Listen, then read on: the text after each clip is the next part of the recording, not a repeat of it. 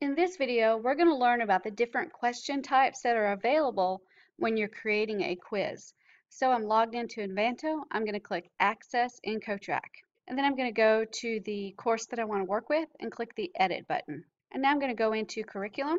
And I'm going to use my first lesson, which is Introduction. And I'm going to click Edit. And now I'm going to go to the Quiz tab. And I've already got a quiz in there, and I've got one of each type of question. So I'm going to click Add a Question so you can see the different types, and I'll show you what they look like. So right here is question type Objective, and this is going to be one possible answer out of however many options you want to allow. The multiple choice could be one possible answer or multiple possible answers. And you can create as many answers that are correct as you can are incorrect.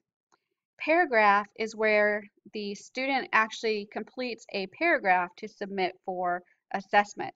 But this particular item is going to cause the results to not be able to be displayed to the student until they go to the instructor for marking. The same way with the file, the student can upload a file, but they have to wait for the assessment to be completed by the instructor because they'll have to go through that file and mark that file individually. So these two paragraph and file questions are going to have to be submitted to the instructor for marking on an individual basis. The computer cannot score that particular question. So let's take a look at what these look like. I'm going to cancel out of here. This first one is a objective question. And as you can see, the question is, when creating a sales letter, what is a call to action? So where these little circles are, those are all the options that are available.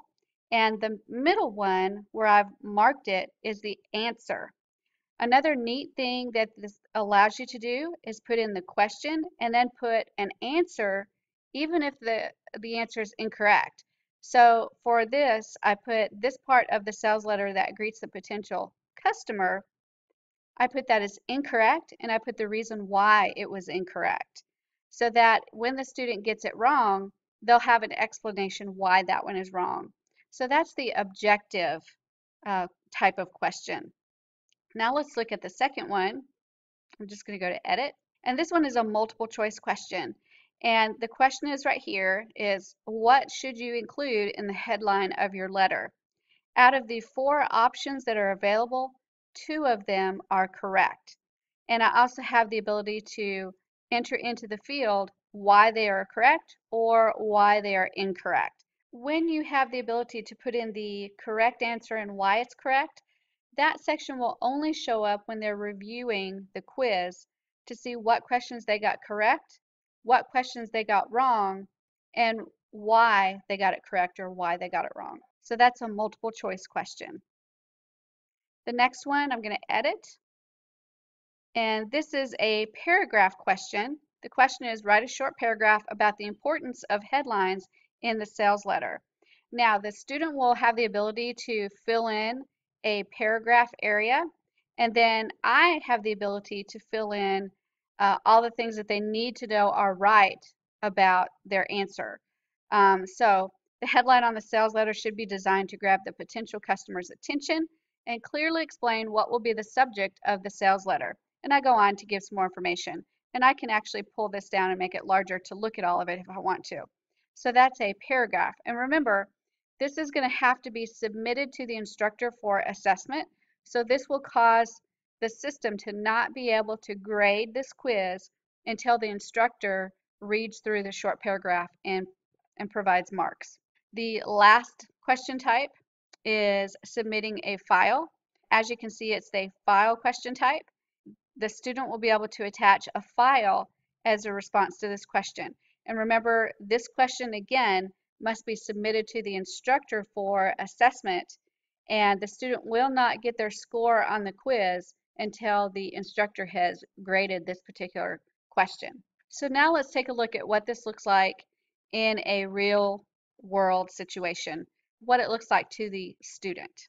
So now I'm seeing exactly what the student would see. They would go into that introduction lesson, they would read the information, and then they'd click on Take Quiz. And here's the first question, and we're going to go ahead and fill it out. So when creating a sales letter, what is a call to action? And I'm going to click the middle button, and then I'm going to click Submit and Next. The next question, what should you include in the headline of your sales letter? I'm going to click this answer, and Submit and Next. And then please write a short paragraph about the importance of headlines in the sales letter. Okay, so I've got my short answer filled out. I'm going to click Submit and Next. And then right here I can choose to attach a copy of my written sales letter. So I'm going to choose a file. So I've added my file, and I'm going to click Submit and Next. And it tells me, congratulations, you've completed the quiz. Now I'm going to click Review Results. And it tells me that my quiz has been sent for assessment. Please wait for the results to appear here. So that is how you configure the 4 different types of quiz questions in CoachRack.